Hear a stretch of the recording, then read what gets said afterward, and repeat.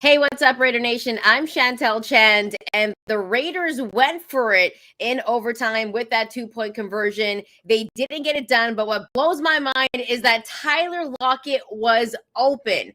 We're going to get into that in this episode today, so keep it locked here on the Locked On Network. Raider Nation, Professor Kennedy here along with Q. Look, halfway the season's over.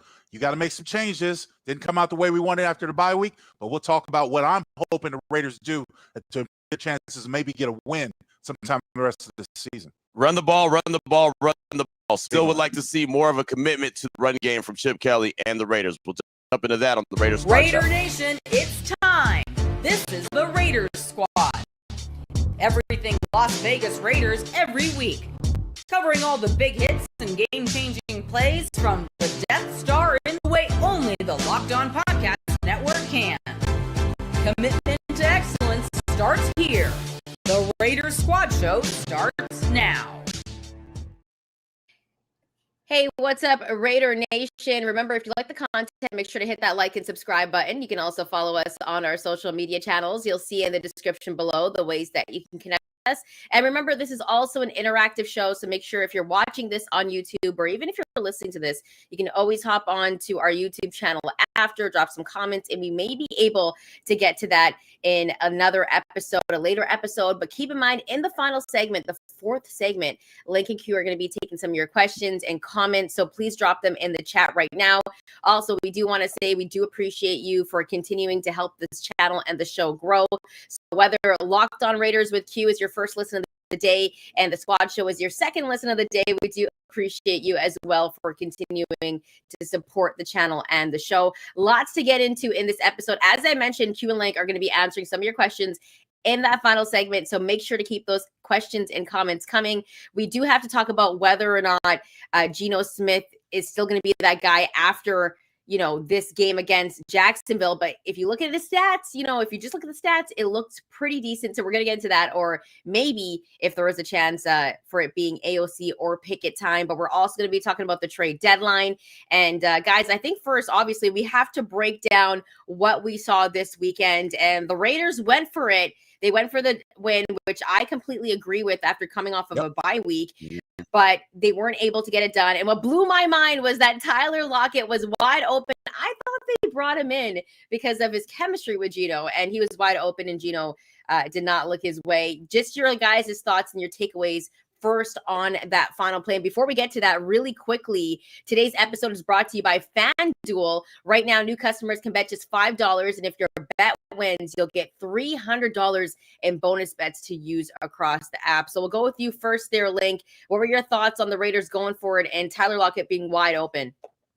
First of all, the game in itself just mirrored everything that we've come to expect with Raider football. I mean, you have this wonderful drive where you get a touchdown and you miss the extra point. Yeah. How many times does that happen? But it seems to happen to the Raiders more times than not. And then this game, unfolds the way it does, Chantel and Q. And next thing you know, JT and I are sitting up and we're getting ready for the post-game show. And we're sitting knowing that the Raiders are going to score. Just had that feeling. The Raiders are going to march down the field. They're going to score it. They need a touchdown. They're going to score it. And you absolutely have to go for two because you cannot play for the tie. So it was the right call. Yep. But just so many things that unfolded in that game. And look, much to your point, we'll talk about it later with Geno Smith and stuff like that. It's time for the Raiders to act. They made some adjustments yesterday, but it wasn't good enough to get it done. This is a very average team that has to learn how to play a lot better. The defense got worn down. Offense couldn't, came through in spats, but not consistent enough. The Raiders put up, decent total, but it wasn't enough. So a lot of things to break down from this last game. What do you think, Hugh? Yeah, I mean, it was one of those that you knew that they were going to go down and score, like Lincoln said. I mean, you could just feel it, that there was, no resistance really from Jacksonville. Thought that the play calling to get them down into scoring range worked really well. Right. Raheem Mostert did a really good job when it came to kickoffs. I mean, my man had 5 kickoffs for over 200 yards. So that's an average of 40, and he had a 54-yarder as the long one. So, I mean, that was all good. But when you knew it was going to come down to the 2-point conversion, I agree 100% that you got to go for it there. If they had done that around like 4 minutes left in overtime, then that's one thing. But, I mean, with the time that was left on the clock, there's no reason to play for a tie. That doesn't make any sense. So go for the win. Lockett was open, like you said. Jacoby was open. There was a chance that that Geno could have probably ran it in if he wanted to. I mean, there was so many different options, but it just didn't come to fruition. You got to tip the cap to the Jaguar defender who knocked the ball down, just anticipation. But that's just kind of the story of the Raiders season. True story. I mean, it's like teams that are really good find ways to win that game. Teams that are bad find ways to lose that game. And the Raiders just came up short and just kind of showed you that they have glimpses of being great. Brock Bowers is obviously a big difference maker when he's back. Ashton Genty, when he touches the ball, is a good thing, right? Good things happen when he touches the ball. It just wasn't to be for the Raiders once again, and they dropped to 2-6. Yeah, Q, I think you said it perfectly. Like, this has been what the Raiders season has been. Yeah. And that loss to me was exactly how the Raiders season has gone. But it was a heartbreaking loss. But I do want to say that I thought the offense did look a little bit better. And of course, you mentioned Brock Bowers. He just changes the offense automatically, because I think in that game, I think for me, he really proved that he's the best tight end in the league. Just the way that he was going off in that game. Just your thoughts on what you guys think about the offense after the bye week, and if you do feel like there were some improvements. We'll go with you first, Linc. Yeah, there were improvements. They came out with the adjustment that we're going to get the ball out of Geno Smith's hands quicker. All right, and they did that in the first half. Jacksonville made some adjustments in the second half, which kind of took some of those things away, and then the offense kind of stalemated. But we did see some positives, and this is the great thing, that it's not just Brock Bowers, but it's Michael Mayer. You get Trey Tucker involved. We've seen this total offense get involved. If Geno Smith is not so shell-shocked and so, the headstrong, fixated on one person, he doesn't stare down his routes, there are opportunities there. But we're still coming into our own, guys, because, I said earlier that I would know the identity of this team. Geno is still shell-shocked from all the hits he's taken. Yep. And he had a perfectly good opportunity in yesterday's game to run and get the touchdown, because the Jacksonville Jaguars were playing man coverage. Their backs were turned to him, and he tried to throw the ball in a tight window. And I play that as he's been hit so many times, he doesn't want to be hit anymore. Yeah, he's not a good slider. Yes, he can run, but he's not necessarily known as a mobile quarterback. So this is still the discovery of this offense, is still trying to work the chemistry and the cohesiveness together. You saw more production on Ashton Genty because you were able to have Brock Bowers. So you see, when you have one-on-one matchup with a safety over the hole, Geno wants to go to Brock one way or the other all the time. And Brock made some incredible catches, absolutely phenomenal, especially the one touchdown grab. So we know what kind of stud he is. But we also saw in the game, Michael Mayer was wide open in the seam route. You don't see that happen for most tight ends. So there's something to be said about the 11, the 12, even the 13 personnel they ran. They did show a good showing to me, guys, especially in the first half. They just didn't have enough adjustments in the second half really to capitalize on the opportunity, and the defense got worn down. Didn't have a whole lot of opportunities to play. Look at the time of possession. The offense makes a huge difference when 89's out there. Absolutely. I mean, that's just the reality of it. When 89's out there, everyone is better. With that being said, I still don't think that they ran the ball enough. I still don't think that they had a commitment to the run game. Genty started off the game 2 carries, 17 yards, right? There was a point where he was averaging about 9 yards a carry. Then 4th and 1, they decided to roll Geno out, and it goes incomplete. Like, there's just to me, there's still, it's almost a resistance from Chip Kelly. And I'm just saying this from the naked eye looking at it. It just almost seems like he just refuses to have a true commitment to running the ball. I mean, Genty to end the game with 15 carries, it's just not enough. Just not enough. He's that kind of guy. He needs more carries. And I know Brock's back, and I know everyone wants to feed Brock, but there was multiple games where when you have multiple routes being ran and Brock is the under, all of a sudden one level behind him, the second level, you see Jacoby wide open, or you see Michael Mayer in the seam. But Geno was so fixated on getting the ball to 89, which is a good thing. Again, when he has the ball, good things happen. That's why he got into the end zone 3 times. But then you leave a lot of meat out there as well, and you leave a lot of opportunity. And you see them get down to the 1 yard line, and they end up having to settle for a 27-yard field goal. Like that kind of stuff can't happen.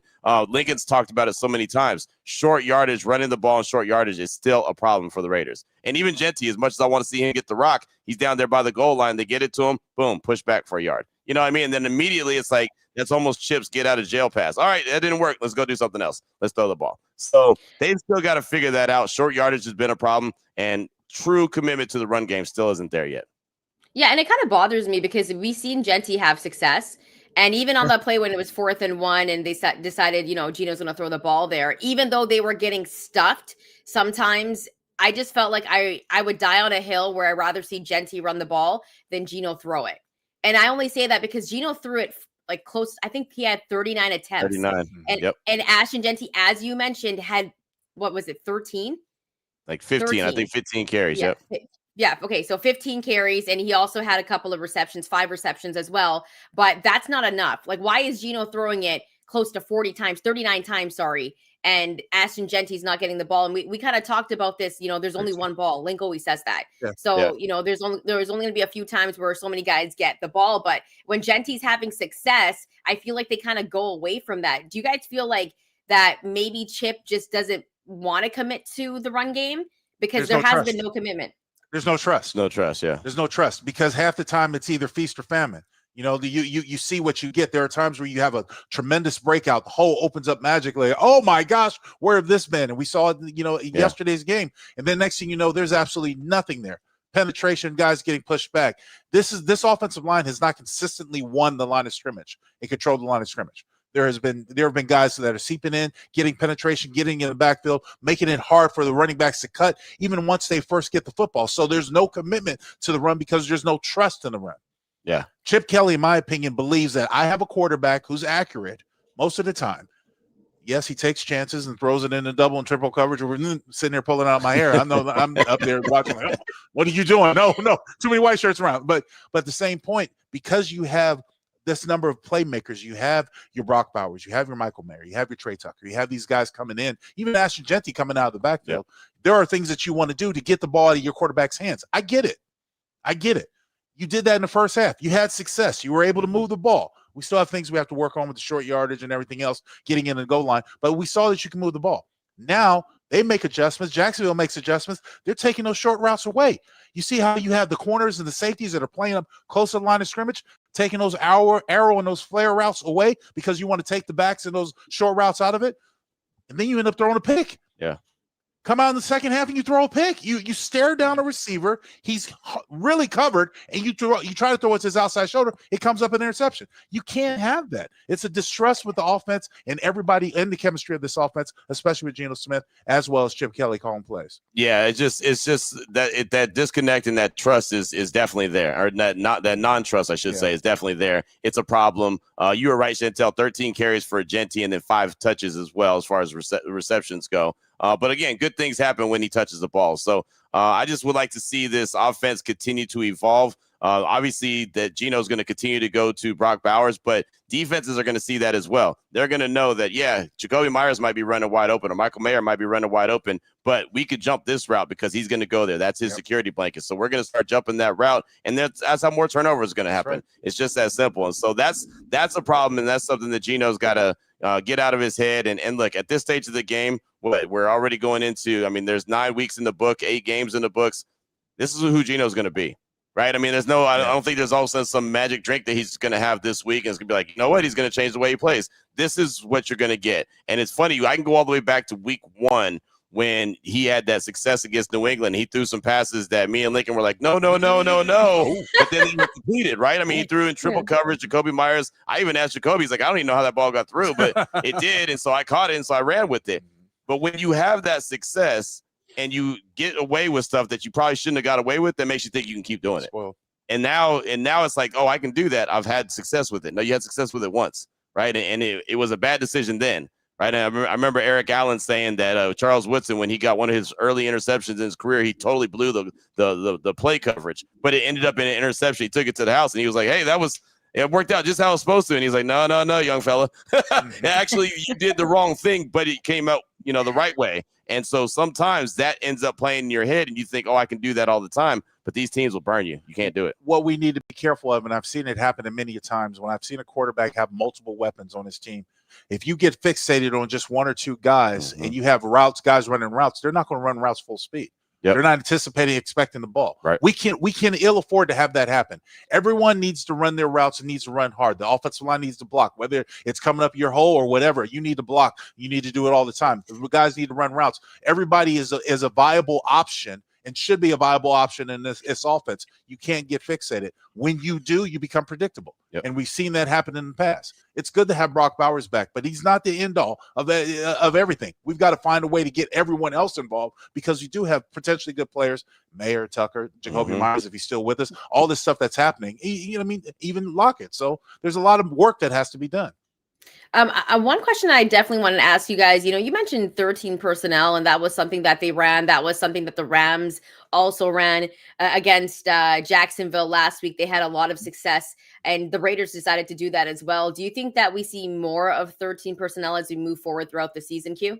Yeah, I think so. I mean, why not, right? I mean, your best weapons, as far as I'm concerned, Brock, Michael Mayer, and even Ian Thomas. I think Ian Thomas, is very underrated. He could block as well, even though he's missed a few of his blocking assignments this year. But for the most part, I think that they have a really talented tight end room. And, if you can also get those guys out there and run the ball, again, I'm just going to keep banging that drum because I just don't feel like the way that the Raiders came into this season and the thoughts that we had when it came to Pete Carroll and what he was going to do and what we've seen from this team has not been the same. And I thought that there was supposed to be some big time commitment to running the ball. That's why they invested a number 6 overall pick and the best running back in college football. And it just hasn't come to fruition. And so that, to me, has been the biggest issue. And I think that when we talk to Pete Carroll later on today, that'll be something that he says. They still like to see more from the run game. And I think that that's fair.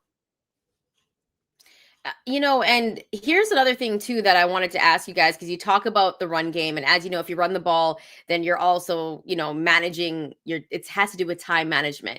And this was a big thing that I noticed. And I always look at this stat, time of possession.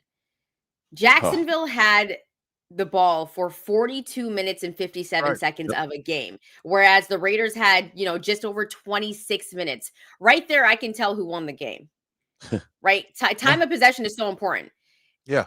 Of course. They ran, 77 plays? Yeah. I think they ran 77 plays for the Raiders 60. Yeah, and Come this on is now. not the Kansas first City had 3 time. first downs. Come on now. I mean, we've seen over the course of the season, there have been several games where there's been, a depletion of plays. Yeah. 52, I think, 58, 30. I mean, come on now. These are numbers that I've never heard of. I don't pay that much attention to analytics, but time of possession has always stuck out to me because who's taking care of the football? The Raiders struggle to get first downs. Yep. The Raiders struggle to compile drives to get down the field. They struggle in short yardage. I'm cringing when they get in the red zone because, do they have enough plays to – what happens? Like you mentioned, you get a first down on a goal to go, and you can't get it in. I mean, this is embarrassing. Even if you try to do 3 quarterback sneaks, which I don't suggest because I don't want to get another quarterback hurt. Right. Somebody falls wrong in their ankle, so I think that's why they got away from that. But – it's highly predictable, but ineffective when it's all said and done about the consistency or lack of consistency for this Raiders offense. Yeah, it's just not good. It's just not good. Just to keep it simple, right? It's just not good. How much how much do you guys think that has to do with Chip just not running the ball or wanting to run the ball? Because that's a big part of it, right? Because if you're running the ball, then if you think about it, you're going to have the ball a little bit longer. Right. Yeah. And so he's not committing to the run at all. So when it comes down to time of possession, you're seeing how lopsided it is. And this was a game, even though time of possession was lopsided and Jacksonville owned them in that way, this was a game that the Raiders could have won. I really think this was a game that they could. Yeah. It's a game that they should have won, honestly. And shoulda, woulda, coulda, as we know how that goes. But they didn't ultimately. And I just feel like that they get away from the run too quickly. They'll have a little bit of success in the first second that they have one negative run. And that's going to happen. You're going to have a carry for no yards. You're going to have a carry for a loss of 2 yards. But you're also going to have 4 yards, 4 yards, 7 yards. Again, Genty started out the game, 2 carries, 17 yards. That's pretty good, right? He was having success early on. Then all of a sudden, boom, 3 passes in a row and then a punt. That's literally how it started out. 2 runs, 17 yards, first down. Pass, punt. Right? Again, they just get away from it so quickly. And I don't understand. It doesn't have to be that complicated, right? Just go out there, run the rock, like you said, time of possession. And when those defenders get tired late in the game, you know why? Because they're on the field for 47 minutes. That's why you know what I mean? Defense. Yeah, I mean, that's what I'm saying. Yeah. Like that's part of it. Right. I mean, someone asked Max Crosby in the locker room last night, well, you guys were doing a good job stopping them early. What happened late? And he's like, well, I got to go look at the film. I can tell you what happened late. They were on the field the whole damn game. Yeah. I mean, that was the reality of it. They were on the field for 47-something minutes. They're going to tire out. And that's the beauty of the run game. Jacksonville said, we're going to commit to the run. You know how many times they ran the rock? 42 times. 150-something yards they had on the day. And Liam Cohen has said, we got away from the run the last 2 games we played. and they lost both those games. We got to get back to running the ball. When we're a good team, we're running the ball at a high level. Guess what? They ran the ball at a high level yesterday, and they found a way to win. This offense throughout this season has struggled to stay ahead of the chains and to stay ahead of schedule. There have been so many times where they've started off a drive, first down and 10, you get tackled for loss, second down and 12. Now you're chasing. Mm-hmm. They are not as capable of other offenses around the league to get those first downs. We've seen teams stretch the Raiders defense. Yep. Third down and 15, you get 20 yards. Right. You don't have that fortune for the Raiders offense. There are times where, I'm just amazed. Oh, we got a first down? The drive's still going? Because that's how the season has been. So for them to stay ahead of schedule, if they go out there and call 3 runs and they hit their head on the goalpost, then, of course, the team's frustrated. The fans are frustrated. Coaches are frustrated, walking to the sideline. Well, we need to do better than that. Then they come out and they'll do 3 passes. They'll fail. This is the scenario that played out in Kansas City. The lack of plays and lack of ability to get first down, lack to remain on the field. There are so many things that this offense does incorrectly. Mm-hmm. And when it comes to blocking assignments and route distribution, then I'm surprised that we can get first downs at time. I'm like, why are there 2 guys running right in the same area? And he's not even looking at either one of them. He's going over to the solo receiver. So, it's a work in progress. And I know a lot of Raider fans are frustrated and want more. But the things that they need to address are not going to happen during this season. It's going to come after the season. Won't happen to the trade deadline, which we'll talk about. It's not going to happen. That's going to turn this team around. So right now, this team should be looking and playing for its future. Yeah, and one more thing that I definitely want to bring up, a stat that, I was kind of happy about. The Raiders were 70% from third down, 7 for 10, but they were still 70%, which I think is an improvement because we know how they've struggled on third down. But also when it came over to Jacksonville, Jacksonville was 9 for 16. So, Jacksonville had success on third down. Just your guys' thoughts on their improvement, but defensively, as you mentioned, the defense was on the field for a very, very long time. Q, just your thoughts on those stats. Well, the reality of it is there was, for Jacksonville, they had success on third down because most of their third downs were 3rd and 2 or 3rd and 1. Mm-hmm. They second down, and that's something that Patrick Graham had talked about last week, that he has to do a better job on second down, making sure that teams aren't getting a big positive. Well, they were. There were so many 3rd and 1s and 3rd and 2s throughout the course of the game.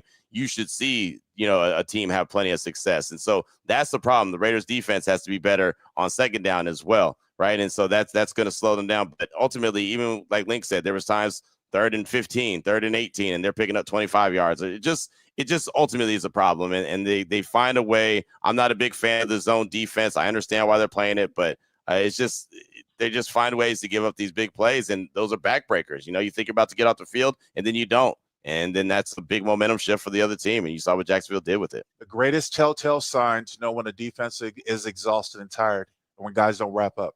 Yep. And we saw guys just bouncing off of each other.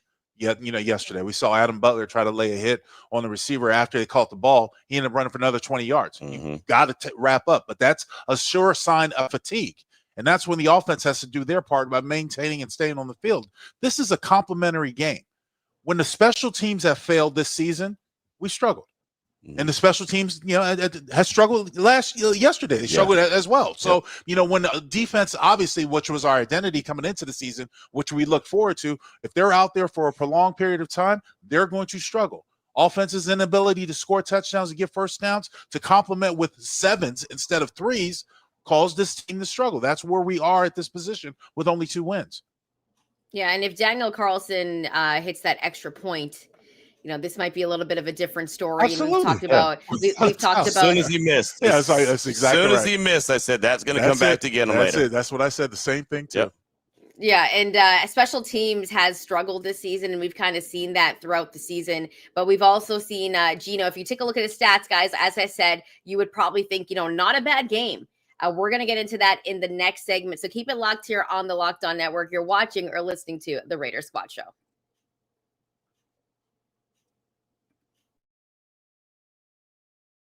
I'm Cody Rourke from Locked On Broncos, and this episode is brought to you by Peloton. Peloton is shaping the future of fitness with the brand new Peloton Cross-Training Tread Plus, powered by Peloton IQ. This is Peloton's most advanced equipment yet, giving you real-time guidance and endless ways to move, whether you're running, lifting, or you're cross-training with your favorite instructors like Alex Toussaint. It's training reimagined to make your workout more personal. Peloton is built for breakthroughs with features that help you plan, stay motivated, and hit peak performance. You can let yourself run, lift, flex, and go, while Peloton handles all the rest. Plus, Peloton IQ provides real-time strength coaching, tracking your progress and suggesting weights that challenge you so you can get stronger. Plus, the new movement tracking camera, it counts your reps and corrects your form in real time, making sure every rep is safer and smarter.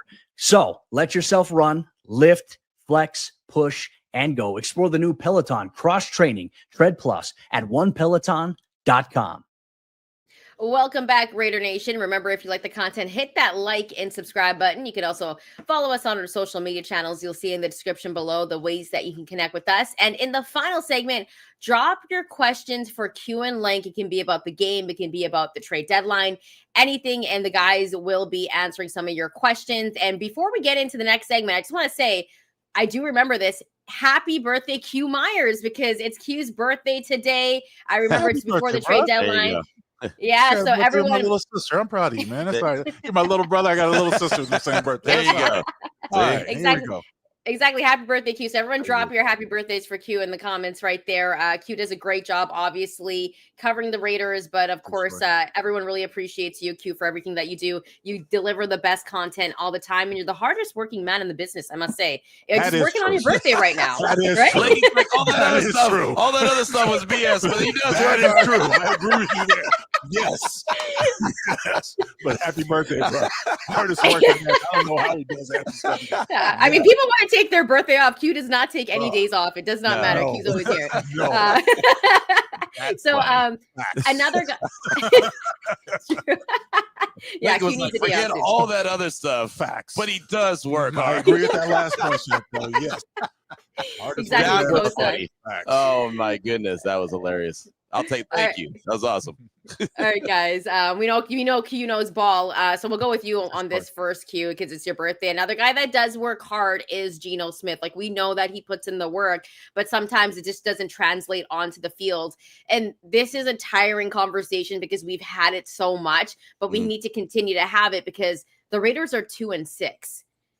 And for me, when you're 2-6 and things aren't working, despite the fact that if you look at Geno's stats, you're like, okay, he had one interception, but if you take a look at, what the completion rate and the yards that he had, you're like, he didn't have the worst game ever. Right. And so the question really is do the Raiders continue to stick with Geno, or do you go and try to see if, what Kenny Pickett has? Or, maybe Aiden O'Connell even. Like, do you go to those guys at some point in the season? Because if you're 2-6, let's be serious, they're not going to make the playoffs. Like, at this point, do you, at some point of the season, go away from Geno, Q? I think that they could. I just don't think that they will, right? I think that they definitely could. And if they were going to make a move, I think it would be not this week against Denver. Obviously, it's a short week. Right. I think it would be maybe against Dallas, where they have a little bit extra time to prepare. I just don't think that they're going to. And the reason is they just brought in Tyler Lockett. I mean, let's be honest about it. Tyler Lockett was brought in to be the security blanket of Geno Smith. We knew where he was going with the ball to try to end that game last night. Even though there was multiple guys that he could have gone to, he was trying to go to Tyler Lockett. We saw early in the game in the end zone, the one target that Tyler Lockett really had was where? In the end zone. Right? That's his comfort zone. That's something that and the guy that he's comfortable with. So I think that Pete Carroll and company are going to give Geno Smith every opportunity to kind of get this thing turned around and righted. And I don't know if he's going to or not. At the end of the day, like you said, the numbers looked okay. And I even said on the podcast today, I was like, well, Geno Smith wasn't the big problem. But, I mean, ultimately, he kind of still is the problem, right? Even though the numbers were good, the 4 touchdown passes is great, but there was opportunities for bigger plays and better plays. And instead, and feeding Brock Bowers is never a problem, but he got so comfortable feeding Brock Bowers that defenses could key in on that. And so when you see other guys running free, that's why, because they know, well, they ain't throwing it to him anyway. He's going to 89. That's where they're going. So we're going to try to at least eliminate the yak yards, and Brock still was able to get off. So, it's like it's a fine line. Like, you could look at the numbers, like you said, and say, oh, yeah, he had a good game. But then you know that there's plenty of meat that he left out there on the bone, and that's the problem. And so I don't know how they're going to overcome that. If they're going to go to another quarterback, I would think that they're probably going to go to Aiden O'Connell before Kenny Pickett. But is that going to happen anytime soon? Probably not. Before I answer your question, I will say this. I've never really put a lot of credence into analytics because I'd use these site tests. Yeah. So when I watched the game, I know what the numbers for Geno Smith said, the final numbers, but site tests, there were plays that he left on the field. Okay. And that's my thing as far as growth as a quarterback, a veteran quarterback that's been around the league. You cannot continue to make the same mistakes. The biggest error, in my opinion, is when he had that opportunity to run in for the score and tried to force the ball in when you have plenty of ground. I know you're not good at sliding, but you got to do everything you can to put your team over top. And so I say that to say this. Geno's not ultimately the problem. If he doesn't turn over the football, and he only had one turnover yesterday, ultimately he's not the problem, but you need to see what you have now. You have to explore the option of your younger players. So my answer to your question, Chantel, yes, play everybody. But I think you already know what you got in Aiden O'Connell, especially with this offensive line. I think you know what you have in Aiden O'Connell. He's not the answer. I might as well give Kenny Pickett a try. Maybe, to see what you have. Look, there's no – I think we all agree here. The Raiders need to draft a franchise quarterback. Yes. Yes. We all agree that, right? Yes. Okay. Yes. Does it happen in this draft? Is there that one that's that apparent? We'll get down in our draft shows as we break it down to see if there is who's going to make that next transition. But I don't know of anybody who stands out like a Peyton Manning. Right. Or an Andrew Luck. I don't see that guy there to where you're positioning. And more importantly, this is the biggest thing for me, guys. And this is the biggest thing, the issue that I had when I was talking to JT. As a player, I don't know how you tank. Coaches can put you in bad positions. But then if they do that, it's a reflection of that coaching. More times than not, that coach will not have a job if he's coaching poorly or you're putting people out there who can't, even compete. My biggest fear for starting and playing a lot of these young guys is because I just don't think they're ready yet. However, you have to see what you have. Yeah. You have to, it has to be trial by fire. I had to play that way when I was young. You got to go out there. You're going to take your lumps. You're going to get beat. But we should learn from it and build because we have to see what we have in the cupboard before we go shopping in the draft next year. Yeah, no, that's real. And honestly, with those offensive linemen, I'm really looking at those guys, Charles Grant, Caleb Rogers, because the offensive line needs to be overhauled. Right. There's no doubt about that. And to Lincoln's point, and I know we're not deep diving on the draft right now, as I alluded to last week, there's plenty of guys that are going to be first round quarterbacks. There's plenty of guys that people are talking about right now. But the way I look at it, there's guys with flaws and there's guys with very little experience starting in college right now. And I know that all these draft, the scouts, they're all looking for about 25 starts under their belt. So they don't have a Anthony Richardson situation. So they don't have a insert whatever quarterback doesn't have very much experience. So I'm a little leery on if the Raiders are going to be able to get a first round quarterback that they're really high on and they think that, he's the guy that we could build a team around. But I know for a fact that they can get an offensive lineman. They can get a big tackle. There's 2 or 3 guys that I've got my eye on that I think could be cornerstone, benchmark, blue chip style offensive lineman that they could add to the mix. So if they're not in love with the guy in the first round when it comes to the quarterback and they decide to go, let's go get that franchise left tackle or let's go get that big fella up front, I would have no problem with that because they need to attack the trenches. I would take the 2 youngest offensive linemen on this roster and put them at guard position. Put them at guard. And I know they're probably playing a little bit out of position, and most notably Rodgers. But the fact is that you get acclimated to the speed of the game. Mm-hmm. I had to do that when I came into the league. My first year I played guard, and then I moved out to tackle. But that's one way that you get the speed of the game. And when you look at some of the upcoming defensive tackles, it's not as high pressure as some of the ones that they played in this last month of football. Right. But you have some opportunities after the Denver game. There might be some opportunities for you to play these young guys. Yeah, you guys mentioned the draft. I was about to rub my hands together and be like, okay, I let's know get you into are. I know it. you are, I think you guys said it perfectly on the last show. Like the offensive line is probably the most important. And Q, you mentioned you like Proctor. I mentioned FanDuel. There's also Jake Slaughter.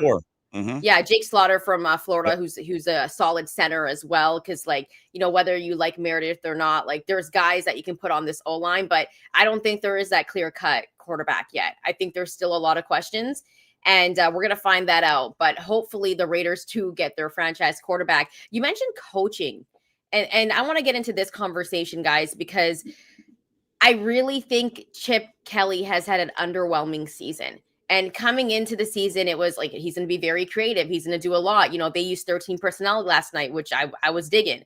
But I just feel like in terms of creativity and some of his decisions and the play calling, I expected a little bit more from Chip. And at the beginning of the season, I said he's the guy that has to prove it because in the NFL, he has it. In college, Chip has done his thing. but in the NFL, I feel like Chip still has a lot to prove. What are your guys' thoughts on what you've seen from Chip Kelly so far? Because the bye week has hit. We're coming out of the bye week, and the Raiders played a little bit better offensively. But Q, just your thoughts on Chip so far, and would you say that he's on the hot seat? Yeah, I would. And I'm very underwhelmed from what I've seen from Chip Kelly. And I'm one that was really excited about his creativity and the fact that the Raiders offensively have been so predictable for so many years. I thought that was not going to be the case this year. But the rhyme and reason to the play calling, and play calling is an art. And I know that he's really good at that on the collegiate level. I know he's done a great job with that. But you run a play in the first quarter to set up a play in the third quarter, or it's a chess match. And to me, Chip Kelly hasn't played the ultimate chess match the right way. To me, it just doesn't seem like there's been a true commitment to the run. I feel like the run game, I've been calling it the tree, right? It's the big, it's the tree, right? It's the big, everything comes straight up, right? It's right there. It's what you're climbing. And then everything else off the run game is the branches. And I feel like that he hasn't really he doesn't have a solid tree because he's not having a commitment to the run game, and he's trying to do all these creative things with these branches, and it's not working. And so it's almost like, let's say, like battleship offense. Like, all right, B4, boom, hit. B5, nope, didn't work. You know what I mean? It's just it hasn't had the rhyme or reason. It hasn't had it didn't make any sense to me. So I think that he's still kind of grasping at straws. And I know for the last handful of weeks, it's been, well, Brock Bowers has been out and it's a big deal. He is a big deal. When Brock is out, obviously the offense is different. We know that, but that doesn't mean that all of a sudden your offense just goes to nothing because your best guy is not out there. You've got to find a way to at least put out a serviceable offense, and it feels like it hasn't been that. I always thought the high point for coaching on any level was to be able to create a system that best utilizes the personnel at your disposal. And you run practices, you evaluate, you've got all your analytics, your stats, medical reports, so all the things that you can do, what this guy did in college, what this guy did last year. And you're supposed to create a system that best utilizes those strengths. I've been unimpressed with what I've seen so far because it hasn't developed into something better. You've got to find some way. Don't know exactly. I don't have a finger where I can put on the, you push this and everything will work. Right. It doesn't work that way, but you got to show progress and that you're coming together. This offense has not had any progress throughout this season. For every time we take a step forward, for everything we did in the first half, you come back in the second half, and now Jacksonville's on, so you're going to run those cross the line motions, and then you're going to run those flare outs or those speed outs, and we're going to take 2 steps, and we're going to deliver the ball on one of those quick outs. They started sitting on those routes. Yep. Through an interception in one of those routes. I mean, come on now. You got to make adjustments. You got to know that a team is going to adjust, and what are you going to do differently? Some sort of wrinkle. And when I look at creativity, kind of throw on that word, sparsely, and especially in the National Football League, there's only so much you can do. It's a cookie cutter league. So when you see the Rams, like you talked about, what they did to the Jaguars, well, of course you come out with 12, 13 personnel. That's what you wanted to run in the beginning. And now you've got your all-pro tight end back. Let's go out there and make it happen. So, but it just wasn't consistent enough. It wasn't over the time where you have an answer for short yardage. We have an answer on how to get in the end zone. We have an answer how to get more 7s than 3s. We have an answer to how to play complementary football to keep our defense off the field. We're not running hurry up when you think you're going to get a jump on the defense. No, your defense is tired. Don't run hurry up. Huddle up. Yeah. But know the timing. You got to understand the pressure in the game. What's the timing of the game? You got to be able to read the people, the tea leaves. And so, answer your question, I've been unimpressed. I'm hoping that it can get better. But here's the thing. I'm still conflicted because if we make another coaching change to another offensive coordinator, here we go again. Yeah, exactly. It just to me feels like, based off of being at different press conferences and hearing what Chip says and hearing what Pete says, Pete Carroll has dropped multiple times in the press conference that Geno Smith's not calling the plays and that we need to run the ball. I mean, he said that straight up. Like, those aren't my words. Those are his words. So that's why I know that Pete Carroll wants to see the ball ran more than it is right now. And, Chip says, we're balanced and we can't, just run because everyone knows we're going to run and we just can't pass.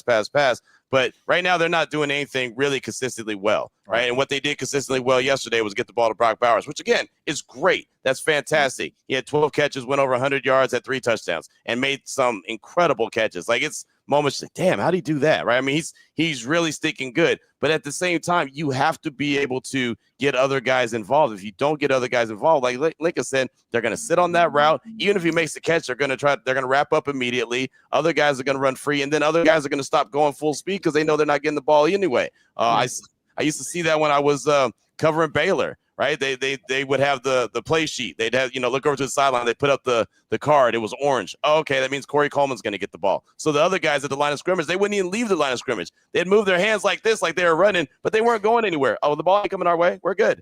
Right? It's just you, and obviously you're not going to do that in the NFL, but you have to be able to get creative. Look, and when I say creative, how about a screen?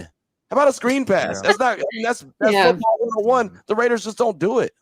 Like, there's so many things that they could do. They can get the run game going in multiple different ways, right? You can see some speed outs, some little pitches. You can see there's, jet sweeps. I saw, Trey Tucker get a couple of those early in the season. Saw him get a lot of those in training camp. Nope. No, not doing those now. You saw Michael Mayer line up in the backfield as a fullback a couple times, right? There's things that you can do. Hell, I'm sitting in the press box last night. I'm like, where's Zach Crockett? Where's Zach Crockett?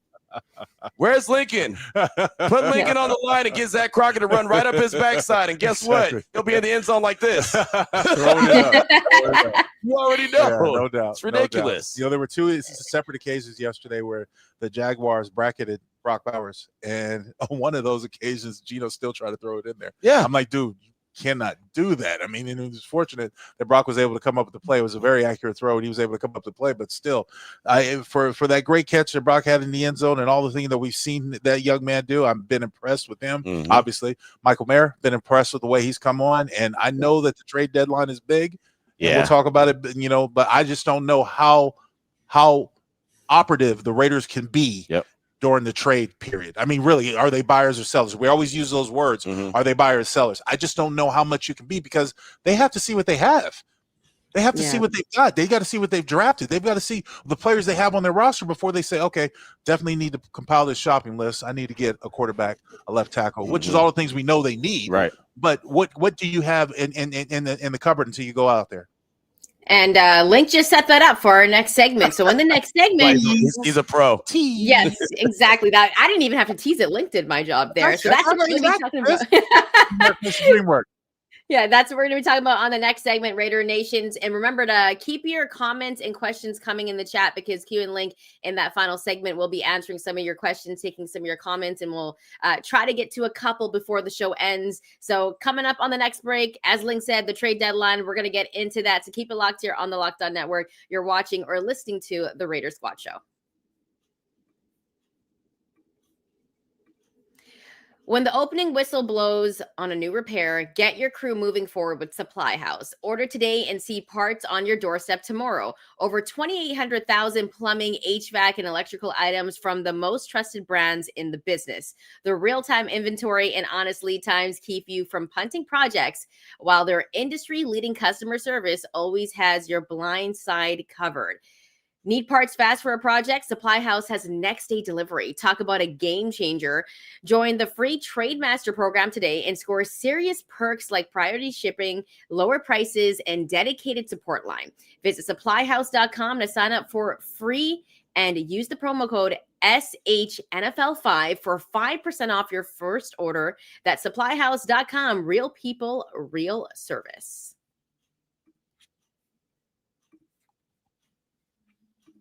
Welcome back, Raider Nation. Remember, if you like the content, make sure to hit that like and subscribe button. And remember, in the next segment, we're going to take a couple of minutes, and Q and Linc are going to be answering and taking some of your comments and questions. Guys, as Linc talked about earlier, the trade deadline's coming up. And are the Raiders going to be buyers or sellers? And at this point, you kind of know who the Raiders are, but we still don't know a little bit about the young guys on the team as well. Q, we'll go with you first. Do you think the Raiders are going to be buyers or sellers? And do you see them making a move at the trade deadline? I don't think that they can be buyers. I don't think that they're in position to be buyers. And I say that with an asterisk. And what I mean by that is if there's a chance that they can get Tariq Woolen out of Seattle, I could see them making that move. And obviously, it doesn't take a brain surgeon to tell you why I see that connection. I liked Tariq Woolen a lot when he came out of UTSA. Seattle got him in the 5th round. He had a lot of early success. He hasn't quite been at that level. I thought that he was going to end up staying there because they had a lot of guys banged up, but it seems like they got their guys back. So I could see him being a guy that they trade out, and maybe the Raiders bring him in because they still have questions in the secondary. Outside of that, I feel like the Raiders have to be sellers, if anything, if they're going to make anything. And obviously the connection that has been talked about quite a bit is Jakobi Meyers. And there's a problem, right? The Raiders are comfortable with holding on to him and getting a compensatory pick. If they don't get the trade capital that they want in return.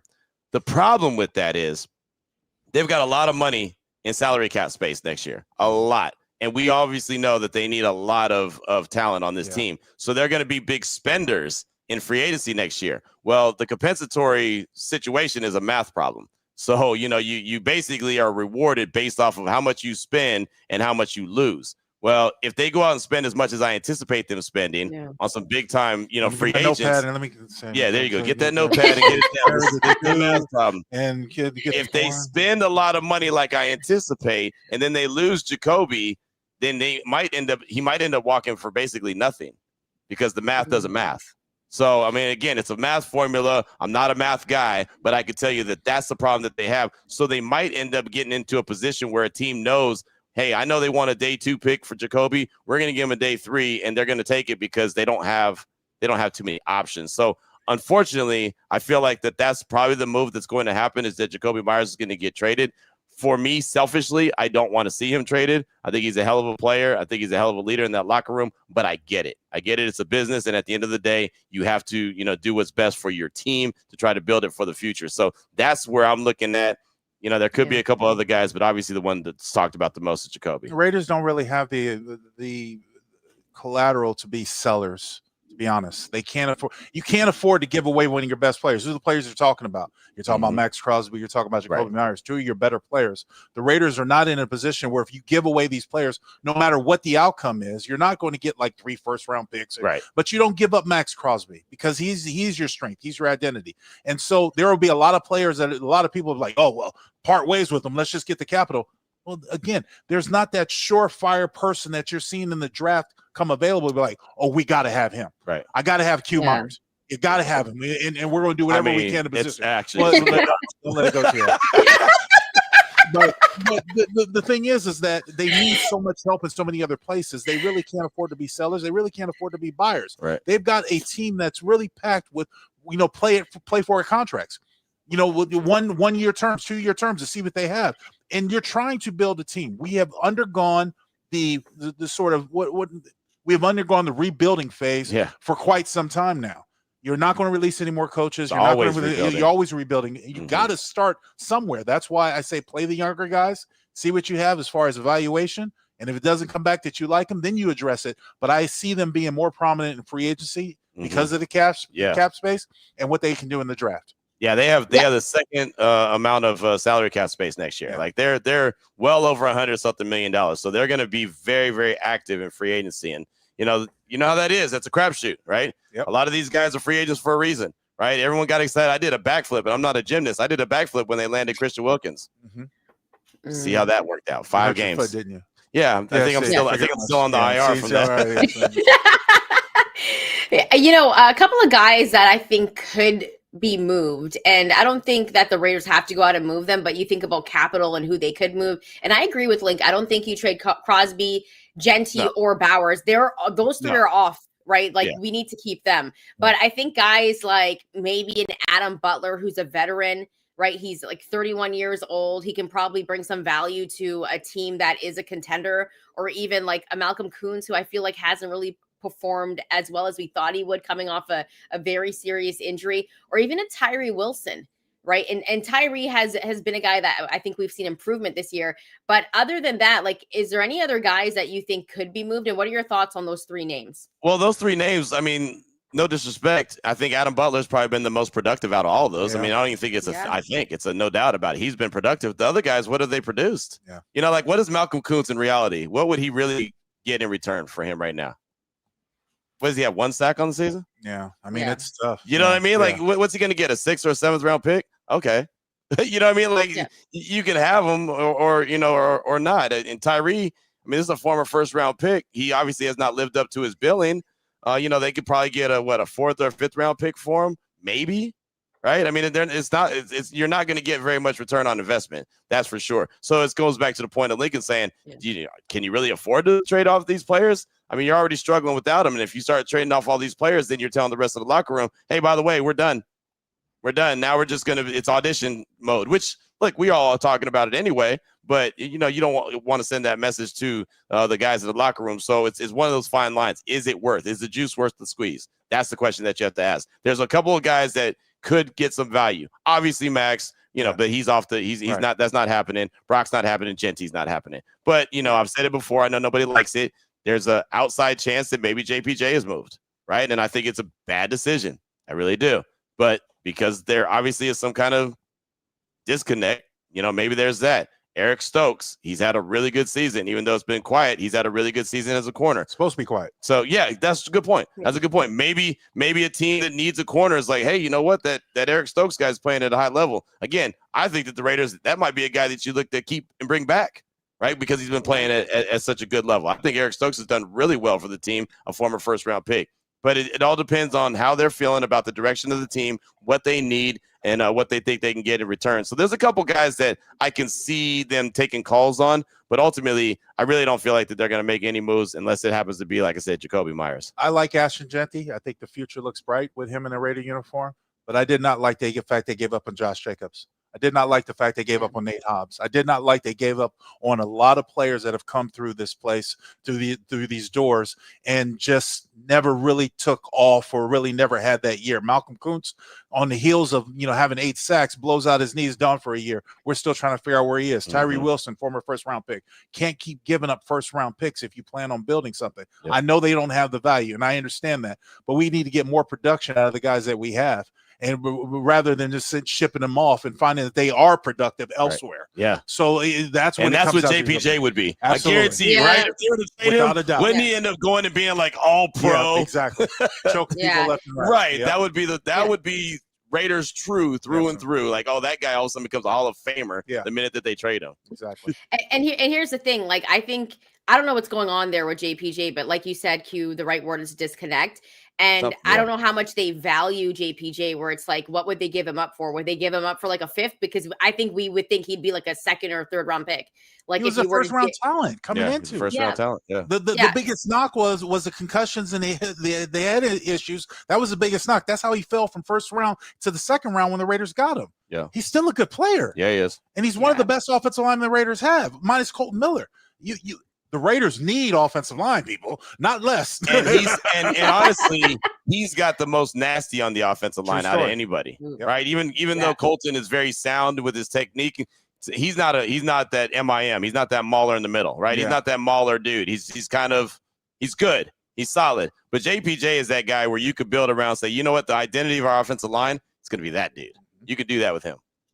Yeah. And really quickly, guys, when we talk about young guys getting burned and the rookies, the rookies didn't get too much burn last night in terms of a guy like Dante Thornton, who was a healthy scratch.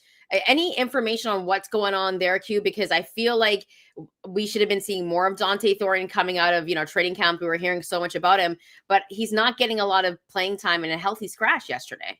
Tyler Lockett. Numbers game. I mean, it's a numbers game. I mean, it's at the end of the day, it's a numbers game, and they brought Tyler Lockett in for a reason.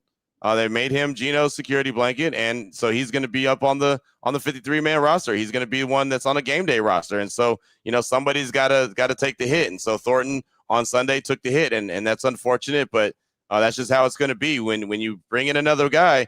Somebody's gonna suffer. Like Jack Besh, did he have any targets on yesterday?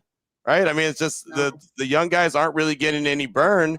I saw Darian Porter out there defensively, which was good. Right. It was good to see him. I want to see him get more lathered up. That's the only way he's going to get better. Right. You can't say, don't put him on the field anymore. The guy's only been on the field for a handful of snaps. Like, you've got to let him, see what going back to what Lincoln said, see what you have. You got to find out. And so a lot of these guys need to start getting some burn. I just don't know how they're going to divvy up the snaps when it comes to, a guy like Dante Thornton, a guy like Jack Besh. All of a sudden you bring in Tyler Lockett, right? You have Trey Tucker. Right? I mean, again, it's a numbers game. Everybody can't play. We're 2-6 now. You walk into that locker room as a head coach and you're Pete Carroll and you say, you know what? All the young guys got to play. You got to make a conscious effort. Everyone's got to play. I got to have these guys out there. We drafted them. We picked them up for a reason. Now we need to see them play. It's not always going to be perfect, but the Raiders need to find a way to correct their special teams. They need to find a way to get more productive on offense. And I'm not saying these young guys sitting on the bench riding the pine are going to be the answers, but you have to see what you have out there. Much to Q's point, to answer your question, Chantel, it just became a numbers game with Dante Thornton. That's what it came down to. It's a numbers game. You only have so many spots available. We got to play these players. We just got this guy. Geno knows him. Pete Carroll knows him, so that's why he's in the game, and Tyler Lockett. But, you got to play these young guys, and the time is now. Yeah, I definitely agree. They got to play those young guys. And that kind of makes me upset that Dante Thornton had to sit out because Tyler Lockett was getting that chance. But nonetheless, we'll get into it on the next episode as well when we talk about the Thursday nighter, short week, Raiders, Broncos. And the Broncos have one of the best defenses in the league, and they're going to have their eyes on a guy like Brock Bowers. And it's going to be an interesting one, guys, but we'll get to that on Thursday. Coming up in the next segment, Q and Linc are going to be answering some of your questions, taking some of your comments. So keep it locked here on the Locked On Network. You're watching or listening to the Raider Squad Show.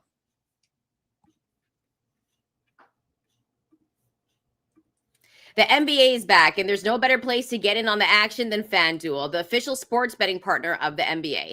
Even if you missed the start of the game or want to ride the hot hand, FanDuel has live bets on everything from who will score next to fourth quarter comebacks.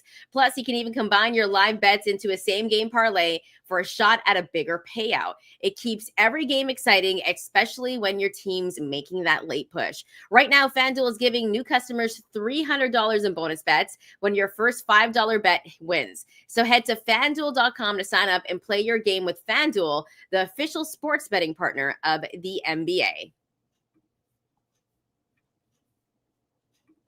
Welcome back, Raider Nation. Remember, if you like the content, make sure to hit that like and subscribe button. You can also follow us on our social media channels, and you'll see in the description below the ways that you can connect with us. We're going to get into some questions and comments now with Q and Linc, and we'll go off with J Raider 75. If we were able to move on from Chip, who do we have on the staff that would be a better play caller? Oh man, that's a great question. I have no idea, to be honest with you. I have no idea who would be the better play caller.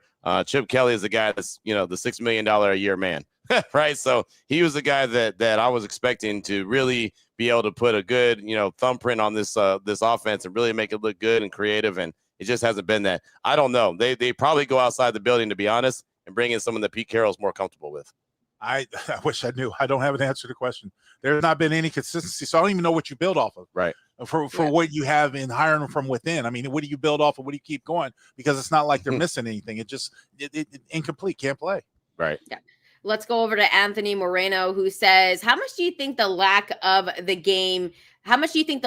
run game is due to Chip not wanting to versus lack of faith in the O-line? Linc, will go with you first on this one. Lack of faith in the O-line. Or not wanting to run the ball. Have you seen the way that sometimes it's penetration and you see the holes that are clogged up? You see the fact that there's nowhere to go. The Raiders' offensive line has not done a good job at consistently buying this line of scrimmage and blocking the front seven. Even when they loaded up with 12, 13 personnel, there was just nowhere for Ashton Genty to run. And so that is the lack of faith in offensive line. That's where you see the lack of the running game happening. Yeah, no, I agree. There's definitely a lack of faith in the offensive line. I also think that it's trying to outsmart the room sometime. We just ran 17 yards on 2 plays. All right, we're going to do this.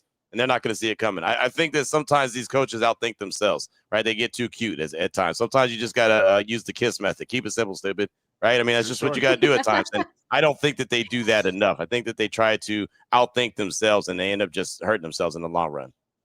And let's go over to Michael Nelson, who says, why does this defense have so many holes in the secondary and underneath gaps? What's wrong with manning up? Man, look, I mean, that's the big problem, is the fact that there are so many holes, and there's always somebody that's sitting down in that soft zone. You can man up, but the problem with manning up is if you miss, then you're cooked. True story. You know what I mean? So they play the zone to try to protect from the big play, but then they give up the big play, right? And so it's a damn if you do, you're damned if you don't. But I love the Raiders of old, where it was, hey man, we're gonna play the cat defense. I got this cat, you got that cat, let's go. right? And beat them up on the line of scrimmage. Play that cover zero, and you had to hold your own. That's what I prefer. But you don't see that much. It's really hard because you don't have a consistent pass rush. Mm-hmm. Teams take away Max Crosby. There's nobody in the backfield, so you can't really rely on man. Yeah. Now you could try to blitz, but you're going to expose your secondary. Then you had a young safety out there, McCullough, playing yesterday, the part of that safety backfield. And it just played well. I thought he did pretty good too. But it's been inconsistent because putting him in space, he struggled. Yeah. And when you have this zone defensive style that Patrick Graham is, his safeties struggle in space a lot of times. Palomar made a great pick, jumping in front of the receiver down the goal line, having awareness. But for the most part, there's been a lack of communication from the safety perspective to the corners. So that's why you see such big holes on the second level, minus the poor tackling in second level. Walt, I absolutely do. I love Walt's comment. Doesn't remember the days of Hayes and Haynes. Yeah, I do. Right? They coming through the door anytime soon. Mike Haynes, I get to talk to him all the time, man. I'm in such a blessed opportunity. I get to talk to him all the time. That's not happening anymore, right? Unfortunately, I would love to see that. But what were those guys compared to what the Raiders have? Those guys were locked down corners. Those guys were guys that could jump routes. Those guys were ball hawks. Raiders don't have that. Yeah. The last ball hawk they had in the secondary was C. Wood. Yep. They don't. That guy's not walking through the door. Like right now, even though I said Eric Stokes is having a quiet, good season, it's not like he's got 5 or 6 picks. Nobody in the secondary scares defensive coordinators like Pat Surtain in Denver. I know he's injured right now, but you don't want to throw to him. When Nnamdi was out there, you didn't want to throw his way because you knew what he was going to do, right? But the Raiders haven't had that guy in a long time. They haven't had a guy that's like, yeah, you know what? Let's go. Just throw on that side of the field. Let's stay away from that dude. They haven't had that guy. They haven't had Haynes and Hayes. They haven't. And I would love it. And by the way, Lester should be in the Hall. Throwing that out there too. Facts. And someone did ask in the last episode who the Raiders should look at in the draft for like a ball hawk. AJ Harris from Penn State. Love him.